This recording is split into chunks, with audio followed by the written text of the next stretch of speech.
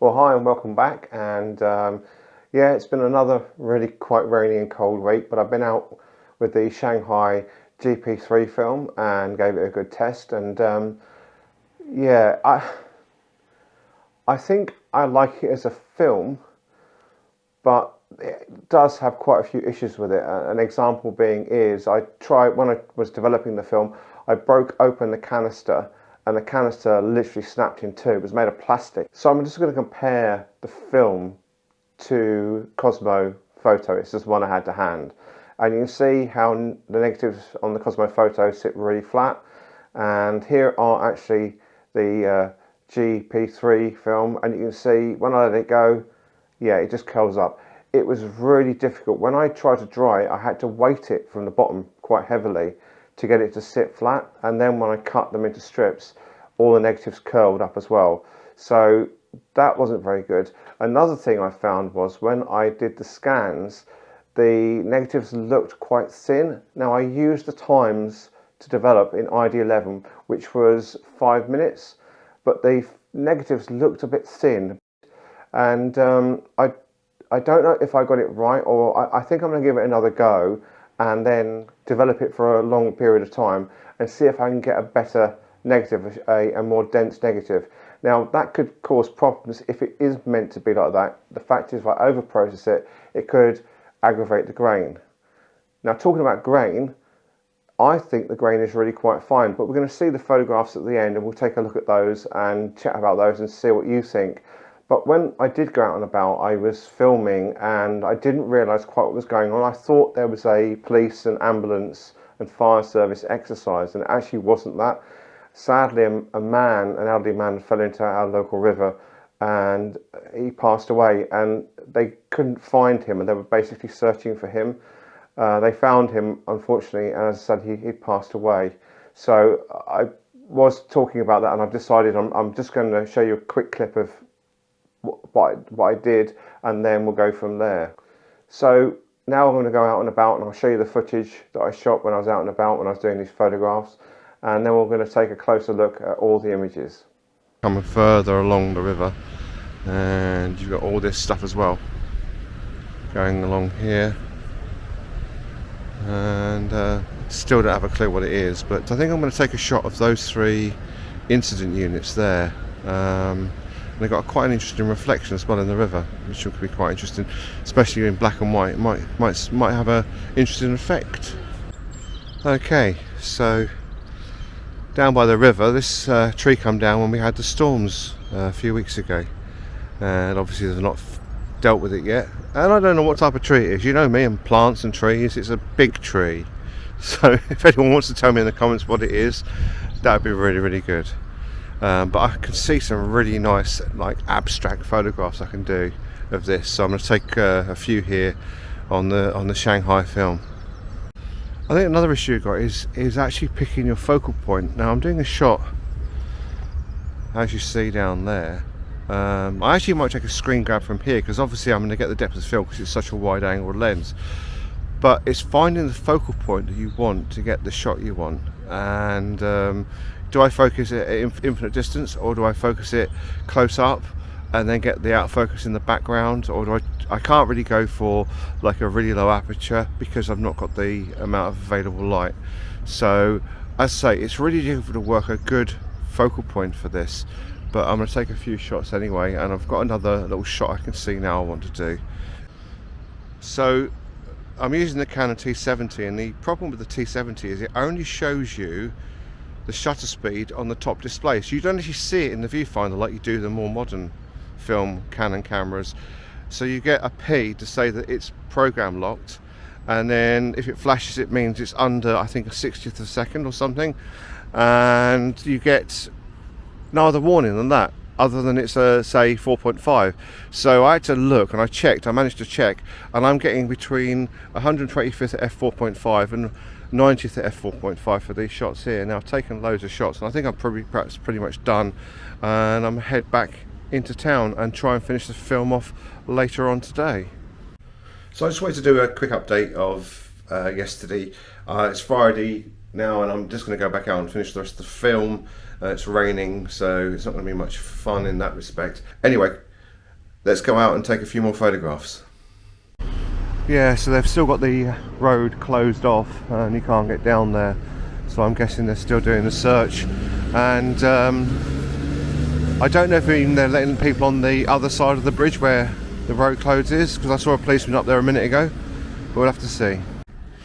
Okay, so the best part of the river has been sealed off, obviously, because they're doing the search at the moment, and I've just come down to the other side of the river on the opposite side of the tree. Now, if I hadn't have come this way round, I wouldn't have got the shot that I've never seen before, which is really wonderful, and I'll show you it now.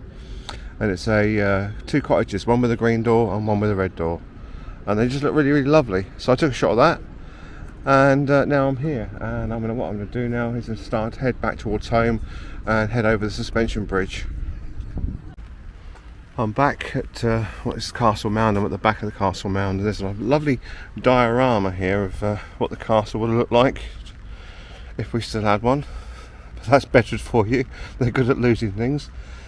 And just over on the way there, I should have filmed over there, but there's the Daffs just looks amazing, and it's pity it's just so dark. And the major problem that you have with the Canon T70, when you leave it in a program mode, it doesn't like you to let you open the aperture above 3.5 on the program mode. It just stays like that, and then it says it's there's too little light, and it flashes at you and says you need to use a tripod because you're running at a 60th of a second. So I've ended up having to override that and switch it over to 1.8 and do it manually, and run it at 125th of a second. So hopefully I'll get two nice shots, but I'm going to come back here later, a little bit later on, and try and get some colour shots. I've got some C200 in one of my on my Olympus camera, so I'll do that. But it's actually the Agfa Vista film, so it's actually C200.